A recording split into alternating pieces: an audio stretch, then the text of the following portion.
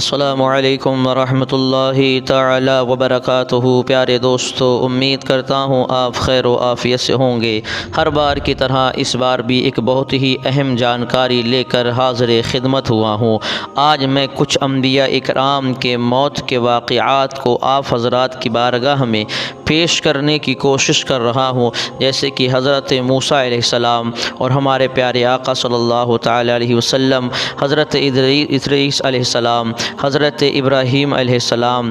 ان انبیاء اکرام کے موت سے پہلے کے کچھ حالات آپ حضرات کی بارگاہ میں پیش کرنے کی کوشش کر رہا ہوں۔ میں اس لیے بیان کر رہا ہوں انبیاء اکرام کے موت کے واقعے کو، کیونکہ رب کا فرمان ہے کل نفس ذائقۃ الموت، کہ ہر جاندار چیز کو موت کا مزہ چکھنا ہے۔ تو انبیاء اکرام کو بھی موت آئی ہے، مگر کیونکہ رب کا وعدہ ان پر پورا ہونا ہے، کیونکہ رب نے جو فرما دیا ہے، جو دنیا میں آیا ہے اسے موت کا مزہ چکھنا ہے۔ ہم جب دنیا سے مر جاتے ہیں، مرتے ہیں تو ہم مر ہی جاتے ہیں، ہمیں کوئی سود بد نہیں رہتی، مگر چونکہ انبیاء کرام جیسے کہ دنیا میں باقاعدہ حیات کھاتے پیتے اور چلتے اٹھتے بیٹھتے ہیں اور رب کائنات کی عبادت کرتے ہیں، چونکہ موت جب ان کو آتی ہے وہ موت کا مزہ چکھتے ہیں، اس کے بعد میں پھر سے وہ اپنی اسی حالت میں لوٹا دیے جاتے ہیں۔ وہ قبر کے اندر اپنے رب کی عبادت کرتے ہیں، ان کی بارگاہ میں کھانا پیش کیا جاتا ہے، وہ رب کی بارگاہ میں حاضر ہوتے ہیں، ان پر صرف رب کا اپنا وعدہ پورا کرنے کے لیے ایک آن کو موت دی جاتی ہے۔ تو آئیے ہم ذکر کرتے ہیں سب سے پہلے حضرت موسیٰ علیہ السلام نے عزرائیل کی آنکھ نکال دی، حضرت موت کے فرشتے عزرائیل علیہ السلام کی آنکھ نکال دی۔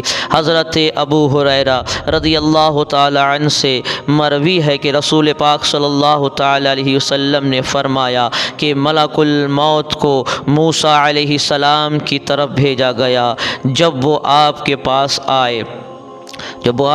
آئے آپ نے تھپڑ مار کر اس کی آنکھ نکال دی۔ دوسری روایت میں اس طرح ہے کہ ملک الموت موسیٰ علیہ السلام کے پاس آیا اور کہا کہ اپنے رب کا حکم قبول کرو، تو آپ نے اسے تھپڑ رسید کر دیا جس سے اس کی آنکھ ضائع ہو گئی۔ عزرائیل علیہ السلام واپس اللہ تعالیٰ کی دربار میں بارگاہ میں حاضر ہوئے، عرض کی مجھے تو نے ایسے بندے کی طرف بھیجا ہے جو مرنا ہی نہیں چاہتا۔ اللہ تبارک و تعالیٰ نے عزرائیل علیہ السلام کو آنکھ پھر عطا فرما دی، اور یعنی نظر لوٹا دی، اور فرمایا کہ جاؤ میرے بندے کے پاس، اس کو کہنا کہ اپنا ہاتھ بیل کی پیٹھ پر رکھے، ہاتھ کے نیچے جتنے بال آئیں گے اتنے سال بڑھا دوں گا۔ آپ نے عرض کی کہ اے میرے رب پھر کیا ہوگا؟ رب تعالیٰ نے فرمایا کہ پھر موت آئے گی۔ آپ نے عرض کی کہ ابھی موت آ جائے، ساتھ یہ سوال کیا کہ اے اللہ تبارک و تعالیٰ مجھے بیت المقدس کی سرزمین پر پہنچا دینا، کہ نبی کریم صلی اللہ تعالی علیہ وسلم نے فرمایا کہ اے میرے صحابہ، اگر میں چاہوں تو تمہیں سرخ ریت کے ٹیلوں کے پاس راستے کی ایک جانب آپ کی قبر اب بھی دکھا سکتا ہوں۔ اور حضرت موسیٰ علیہ السلام نے بیت المقدس میں دفن ہونے کی خواہش اس لیے کی کہ وہ مقام انبیاء کرام کے دفن ہونے کی وجہ سے مشرف تھا۔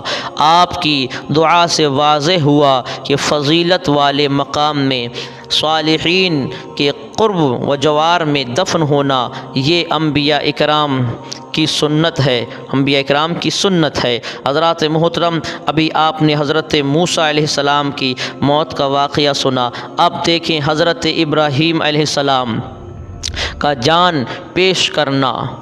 حضرت ابن عمر رضی اللہ تعالی عنہ سے روایت ہے کہ فرشتوں نے کہا کہ اے اللہ تعالی، تیرے بندے ابراہیم علیہ السلام کو موت سے بہت ڈر لگتا ہے۔ اللہ تبارک و تعالیٰ نے فرمایا کہ ان سے کہہ دو کہ جب دوستوں کو ملے ہوئے زائد عرصہ ہو جاتا ہے تو ایک دوسرے کی ملاقات کے مستحق ہو جاتے ہیں، ایک دوسرے کی ملاقات کے لیے مشتاق ہو جاتے ہیں۔ حضرت ابراہیم علیہ السلام کو یہ اطلاع ملی تو آپ نے بارگاہ قدوس میں عرض کی کہ اے اللہ تبارک و تعالی، میں تیری ملاقات کا مشتاق ہوں۔ اللہ تبارک و تعالی نے ان کے لیے ایک پھول بھیجا، آپ نے وہ سونگھا اور سونگھتے ہی روح قبض ہو گئی۔ اور حضرت ادریس علیہ السلام اور ملک الموت، حضرت ادریس علیہ السلام کی موت کا واقعہ حضرت ابن عباس رضی اللہ تعالی عنہ سے روایت ہے کہ ایک فرشتے نے اجازت چاہی کہ وہ ادریس علیہ السلام کے پاس جائے، چنانچہ وہ ان کی خدمت میں حاضر ہوا اور سلام پیش کیا۔ حضرت ادریس علیہ السلام نے اس سے دریافت کیا، کیا آپ کا ملک الموت سے بھی کوئی تعلق ہے؟ اس نے کہا جی ہاں، وہ میرے بھائی ہیں کیونکہ ہم دونوں فرشتے ہیں۔ ادریس علیہ السلام نے پوچھا کہ مجھے ان سے کوئی فائدہ پہنچا سکتے ہو؟ فرشتے نے کہا کہ ہاں۔ فرشتے نے کہا کہ اگر آپ چاہیں کہ موت آگے پیچھے ہو جائے تو یہ ناممکن ہے، البتہ ان سے کہوں گا کہ موت کے وقت وہ آپ پر نرمی کریں۔ چنانچہ فرشتے نے حضرت ادریس علیہ السلام کو اپنے بازوؤں پر بیٹھایا اور آسمان پر پہنچایا۔ یہاں ملک الموت سے ملاقات ہوئی۔ فرشتے نے کہا کہ مجھے آپ سے کام ہے۔ ملک الموت نے کہا مجھے آپ کا مقصد معلوم ہے، آپ اور ادریس علیہ السلام کے متعلق کچھ کہنا چاہتے ہیں۔ ان کا نام تو زندوں سے مٹ چکا ہے، اب ان کی زندگی کا آدھا لمحہ باقی رہ گیا ہے۔ چنانچہ ادریس علیہ السلام فرشتے کے بازوؤں میں انتقال کر گئے۔ اب اسرائیل علیہ السلام اور حضرت داؤد علیہ السلام کے پاس، اب حضرت داؤد علیہ السلام کی موت کا قصہ حضرت ابو ہریرہ رضی اللہ تعالی عنہ سے روایت ہے کہ رسول پاک صلی اللہ تعالی علیہ وسلم نے فرمایا کہ داؤد علیہ السلام بہت ہی غیرت مند انسان تھے۔ جب آپ کے گھر سے باہر نکلتے تو دروازوں کو تالے لگا دیتے تاکہ کوئی گھر میں نہ جائے۔ ایک دن جب واپس تشریف لائے تو دیکھا کہ گھر میں ایک شخص کھڑا ہے۔ آپ نے پوچھا تم کون ہو؟ اس نے کہا کہ میں وہ ہوں جو بادشاہوں سے نہیں ڈرتا، کوئی میرے لیے حجاب نہیں۔ داؤد علیہ السلام نے کہا خدا اللہ قسم ہے خدا کی کہ تم ملک الموت معلوم ہوتے ہو، میں تم کو خوش آمدید کہتا ہوں۔ آپ نے کمل اوڑھا اور آپ کی روح قبض ہوئی۔ حضرات محترم یہ دیکھیں، آپ نے انبیاء کرام کی موت کا واقعہ بھی سنا۔ اب میں آپ حضرات کی خدمت میں پیارے آقا صلی اللہ تعالی علیہ وسلم کی موت کے حالات کو بیان کرنے کی کوشش کر رہا ہوں۔ حضور صلی اللہ تعالی علیہ وسلم کے پاس حضرت اسرائیل علیہ السلام کا حاضر ہونا حضرت ابن عباس رضی اللہ تعالی عنہ سے منقول ہے کہ حضور اکرم صلی اللہ تعالی علیہ وسلم کی وفات کے دن حق تعالی نے ملک الموت کو حکم فرمایا کہ زمین پر میرے حبیب صلی اللہ تعالی علیہ وسلم کے حضور حاضر ہو، خبردار بغیر اجازت کے حاضر نہ ہونا اور بغیر آپ کی اجازت کے روح قبض نہ کرنا۔ تو حضرت اسرائیل علیہ السلام نے دروازے کے باہر اعرابی کی صورت میں کھڑے ہو کر عرض کیا کہ اے مادن رسالت، ملائکہ کے قیام آمد و رفت، اہل بیت نبوت پر تم پر سلام ہو، مجھے اجازت دی جائے کہ میں داخل ہوں، تم پر خدا کی رحمت ہو۔ اس وقت سیدہ فاطمۃ الزہرا رضی اللہ تعالی عنہا رسول اکرم صلی اللہ تعالی علیہ وسلم کے سرحانے موجود تھیں۔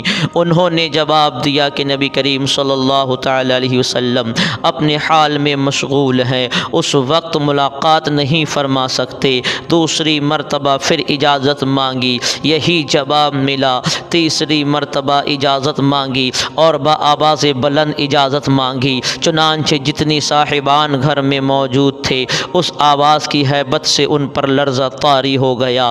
حضور اکرم صلی اللہ تعالی علیہ وسلم ہوش میں آئے اور آنکھ مبارک کو کھول کر فرمایا کیا بات ہے؟ صورتحال عرض خدمت کی گئی۔ فرمایا اے فاطمہ تمہیں معلوم ہے یہ کون ہے؟ یہ لذتوں کو توڑنے والا، خواہشوں اور تمناؤں کو چکھنے والا، اجتماعی بندوں کو کھولنے والا، اجتماعی بندھنوں کو کھولنے والا، بیویوں کو بیوہ کرنے والا، بچوں اور بچیوں کو یتیم بنانے والا ہے۔ موت کا فرشتہ ہے، موت کا وقت مقرر ہے، موت کا وقت مقرر جس میں کوئی تقدیم و تاخیر نہیں کی کسی کو اختیار نہیں۔ اللہ تبارک و تعالیٰ کا ارشاد گرامی ہے اور ہر گروہ کا ایک وعدہ ہے، جب ان کا وعدہ آئے گا ایک گھڑی نہ پیچھے ہونے آئے گی۔ اور تفسیر صحابی نے اس کا ترجمہ اس طرح لکھا ہے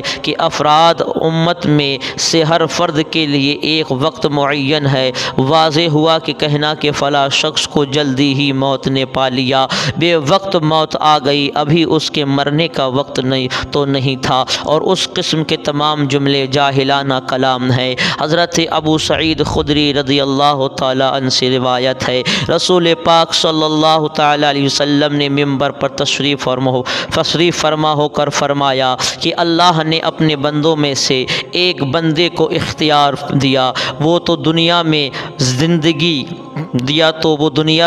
زندگی اور اس کی زیب و زینت، عیش و آسائش اختیار کرے، یا وہ جو حق تعالیٰ کے پاس آخرت کا اجر و ثواب ہے۔ تو اس بندے نے اس چیز کو اختیار کیا جو حق تعالیٰ کے پاس ہے اور دنیا کی طرف رغبت نہ کی۔ حضرت ابو بکر صدیق رضی اللہ تعالیٰ عنہ اس خبر کے سنتے ہی رونے لگے اور عرض کرنے لگے یا رسول اللہ صلی اللہ تعالی علیہ وسلم، ہمارے ماں باپ آپ پر قربان ہوں۔ لوگوں نے کہا کہ اس شخص کو دیکھو، حضور صلی اللہ تعالی علیہ وسلم تو کسی کا حال بیان فرما رہے ہیں اور یہ روتے ہیں اور کہتے ہیں کہ ہمارے ماں باپ آپ پر قربان ہو یا رسول اللہ۔ حالانکہ حضور اپنے حال مبارک کی خبر دے رہے تھے اور حضرت صدیق اکبر رضی اللہ تعالیٰ عنہ اس حال سے ان سب سے زیادہ دانا فہمیدہ تھے، یعنی اس حال کو جانتے تھے کہ حضور کسی اور کے بندے کا ذکر نہیں فرما رہے ہیں بلکہ حضور خود اپنا ذکر فرما رہے ہیں۔ اسی لیے حضرت ابو بکر صدیق اس وقت رو رہے تھے اور عرض کر رہے تھے حضور ہمارے ماں باپ آپ پر قربان ہو جائیں۔ تمام صحابہ کو اس وقت یہ سمجھ نہ آئی کہ حضور کس کے بارے میں فرما رہے تھے۔ اس کے بعد رسول پاک صلی اللہ تعالی علیہ وسلم نے فرمایا تمام لوگوں میں مجھ پر سب سے زیادہ نیکیاں کرنے والا اور احسان کرنے والا، اپنے مال اور صحت و رفاقت کے ساتھ دینے والا وہ ابو بکر صدیق ہیں۔ اگر میں خدا کے سوا کسی کو اپنا خلیل بنانے والا ہوتا تو میں صدیق کو اپنا خلیل بناتا، لیکن خدا کے سوا میرا کوئی خلیل نہیں۔ اخوت اسلامی باقی ہے۔ خلیل جگری دوست کو کہتے ہیں جس کی دوست سے دل کی گہرائیوں میں جا گزرے ہوں، اور فرمایا مسجد میں کھلنے والا کوئی دریچہ باقی نہ رکھا جائے سوائے حضرت ابو بکر صدیق کے دریچے کے۔ حضرت سلیمان علیہ السلام کی وفات کا واقعہ ملاحظہ فرمائے۔ ارشاد باری تعالیٰ ہے اور ہم نے مسخر کر دی سلیمان کے لیے یہ ہوا، اس کی صبح کی منزل 1 ماہ کی اور شام کی منزل 1 ماہ کی ہوتی ہے، اور ہم نے جاری کر دیا ان کے لیے پگھلے ہوئے تانبے کا چشمہ اور کئی جن ان کے تابع کر دیے جو کام میں جیتے رہتے ہیں ان کے سامنے ان کے رب نے اذن سے، اور جو سرتابی کرتا ان میں سے ہمارے حکم کی تکمیل سے تو ہم اسے چکھاتے ہیں بھڑکتی ہوئی آگ کا عذاب۔ وہ بناتے آپ کے لیے جو آپ چاہتے پختہ عمارتیں، مجسمے بڑے بڑے لگن جیسے کہ حوض ہوں اور بھاری دکھیں گے جو چولہوں پر جمی رہتی ہے۔ اے داؤد کے خاندان والو، ان نعمتوں پر شکر ادا کرو، اور بہت کم ہیں میرے بندوں سے جو شکر گزار ہیں۔ پس ہم جب ہم نے سلیمان پر موت کا فیصلہ نافذ کر دیا، نہ پتہ بتایا جنات کو آپ کی موت کا، مگر زمین کے دیمک نے جو کھاتا رہا آپ کی عصا کو۔ پس جب آپ زمین پر آ رہے تو جنوں پر بات کھل گئی کہ اگر وہ غیب کو جانتے ہوتے تو اتنا عرصہ نہ رہتے اس رسوا کن عذاب میں۔ تشریح اللہ تبارک و تعالیٰ کے ارشاد گرامی کا مفہوم یہ ہے کہ جس طرح ہم نے حضرت داؤد علیہ السلام پر اپنا خصوصی فضل فرمایا، اسی طرح ان کے فرزند سلیمان علیہ السلام پر بھی اپنی خصوصی عنایات فرمائیں۔ ہم نے آپ کے لیے ہوا کے مسخرے کر دیا۔ جب آپ اپنی وسیع و عریض مملکت کے دورے پر جاتے تو آپ کے تخت کو ہوا اپنے کندھوں پر اٹھا کر بڑی سرعت سے روانہ ہو جاتی اور وہ بڑی تیز رفتار سے اپنی منزل مقصود تک پہنچ جاتی۔ صبح کے وقت وہ اتنا سفر کر لیتے کہ جتنا سوار سریع السیر تیز رفتار گھوڑے پر ایک ماہ میں طے کرتا، اسی طرح شام کے وقت بھی نیز ہم نے آپ کے لیے پگھلے ہوئے تانبے کا ایک چشمہ جاری کر دیا تاکہ وہ حسب منشا اس کو اپنے مصروف میں لائیں۔ ہوا کے علاوہ ہم نے جنات کو بھی حضرت سلیمان علیہ السلام کے تابع بنایا۔ ہمارے حکم سے وہ جن ہر وقت ان کی خدمت بجا لانے میں مصروف رہتے، کسی کی مجال نہ تھی کہ وہ اپنی ڈیوٹی میں ذرا غفلت کرے۔ سرتابی کرنے والوں کو آگ سے داغایا جاتا۔ حضرت سلیمان علیہ السلام کے حکم کی تعمیل میں جو خدمات وہ انجام دیا کرتے تھے ان کا یہاں ذکر ہو رہا ہے، یعنی جب ہم نے داؤد علیہ السلام اور آل داؤد پر اتنا احسان فرمایا ہے اور ایسے انعامات سے ممتاز کیا تو آپ آل داؤد پر بھی واجب ہے کہ وہ شکر گزاری میں سرگرم رہے۔ حضرت داؤد علیہ السلام نے اپنے گھر والوں کے لیے اس طرح اوقات تقسیم کر دیے تھے کہ 8 پہر میں کوئی ایسا لمحہ نہ ہوتا تھا جب آپ کے خاندان کا کوئی نہ کوئی فرد شکر الہی میں مصروف نہ ہو۔ اللہ تبارک و تعالیٰ کی لطف و کرم کی بارش تو ہر شخص پر ہو ہے، ہر لحاظ سے برس رہی ہے، لیکن بہت کم ایسے بندے ہیں جو شکر کا حق ادا کرتے رہے ہوں۔ جنات غیب دانی کا دعویٰ کیا کرتے تھے، اس وجہ سے وہ انسانوں پر رعب بٹھاتے تھے اور انہیں اس طرح کی ایسی باتیں بتاتے تھے جن کا تعلق امور غیبیہ سے ہوتا۔ اللہ تبارک و تعالیٰ کی غیرت نے ان کا بھانڈا چورا ہے میں پھوڑ دیا۔ حضرت سلیمان علیہ السلام کو اس وقت موت سے ہمکنار کیا جب وہ عصا پر ٹیک لگائے مصروف عبادت تھے۔ آپ کی روح پرواز کر گئی، لیکن آپ کا جسم مبارک عصا کے سہارے جوں کا تو کھڑا رہا۔ جنات جو آپ کے حکم سے بڑے کٹھن اور مشقت طلب کاموں میں جٹے رہتے تھے اور آپ کے خوف سے سستی نہ کرتے تھے، وہ آپ کو کھڑا دیکھتے تو سمجھتے کہ آپ زندہ و سلامت ہیں، ذرا غفلت برتی تو کھال ادھیڑ لیں گے۔ اسی طرح پورا سال گزر گیا۔ حکم الہی سے دیمک نے عصا کو چاٹنا شروع کر دیا۔ نیچے سے اوپر تک کھوکھلا کرنے میں 1 سال کا عرصہ بیت گیا۔ جب وہ بالکل کھوکھلا ہو گیا تو آپ کا بوجھ نہ سہارا ٹکا ٹوٹ گیا۔ وہ عصا پھر رک نہیں سکا جو دیمک نے کھا لیا اور پھر آپ نیچے زمین پر آ رہے۔ تب جنات کو پتہ چلا کہ جس کے خوف سے انہوں نے اپنے آپ کو مصیبت میں مبتلا رکھا وہ تو عرصہ سے وفات پا چکے ہیں، تو آپ نے ان کے دعوے کی حقیقت کھل گئی۔ نیز وہ لوگ جو جنات کے غیب دانی کو سچا سمجھا کرتے تھے انہیں بھی پتہ چل گیا کہ اپنے دعوے میں سرسار جھوٹے ہیں۔ جنات کے سرغرور کو خاک میں ملانے کے ساتھ ساتھ اللہ تبارک و تعالیٰ نے شان نبوت کا مشاہدہ بھی کروا دیا کہ عام انسان اگر عصا پر ٹیک لگا کر کھڑا ہو اور آنکھ لگ جائے تو اس کا وزن برقرار نہیں رہتا، وہ فوراً ہی زمین پر گر پڑتا ہے۔ پھر موت کے بعد چہرے کی رنگت بدل جاتی ہے جس میں طرح کے تغیرات رونما ہونے لگتے ہیں، لیکن یہاں آپ سال بھر ٹیک لگائے کھڑے رہے، چہرہ چہرہ پھول کی طرح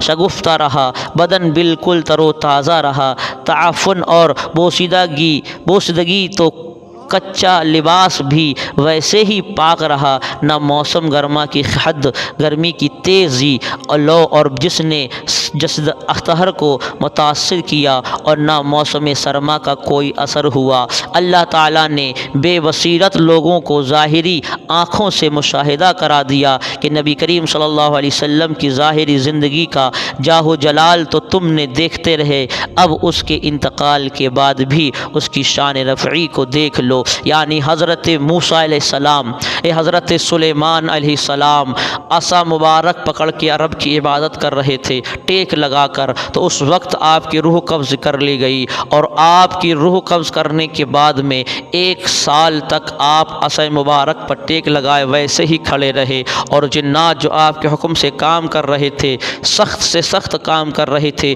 وہ ڈر کی وجہ سے کر رہے تھے کہ حضرت سلیمان علیہ السلام ابھی کھڑے ہوئے ہیں، سستی کریں گے تو وہ سخت ناراض ہوں گے، سزا دیں گے۔ مگر دھیرے دھیرے دیمک نے آپ کے عصا مبارک کو کھا لیا، جب مکمل کھا چکی تب عصا مبارک جب گرا، لوٹ نہ لے سکا، وزن نہ رک سکا، تب آپ زمین پر تشریف لائے۔ تب جنات کو اس کی خبر ہوئی کہ ہم جس کے مطابع تھے، جس کے ڈر سے ایک عرصے سے کام کر رہے ہیں، اس کو انتقال کیے ہوئے 1 سال گزر گئی ہے۔ یہ اللہ کی شان ہے کہ 1 سال تک عصا کی ٹیک لگائے آپ کھڑے رہے اور آپ وفات پا گئے، نہ تو آپ کے جسم اطہر پر کسی چیز کا اثر ہوا، نہ تو گرمی کا اثر ہوا، نہ تو سردی کا اثر ہوا، آپ کا چہرہ پھول جیسا ویسے ہی کھلا رہا، ذرا سی بھی مرجھاہٹ آپ کے چہرے پر نظر نہیں پڑی، تاکہ جنات اس چیز کو سمجھ سکیں کہ آپ انتقال کا پا گئے ہیں۔ یہ اللہ کی شان و قدرت ہے۔ تو میں نے آپ لوگوں کو کی خدمت میں حضور کی وفات کا واقعہ، حضرت سلیمان علیہ السلام، داؤد علیہ السلام، ابراہیم علیہ السلام، حضرت سلیمان علیہ السلام کی موت کے واقعات آپ حضرات کی خدمت میں نے اس ویڈیو میں پیش کرنے کی کوشش کی ہے۔ اگر آپ چاہتے ہیں کہ اسی طریقے کے واقعات اور اسی طریقے کی نالج، جانکاری، دینی معلومات آپ حضرات کی خدمت میں پہنچتی رہے، تو آپ ہمارے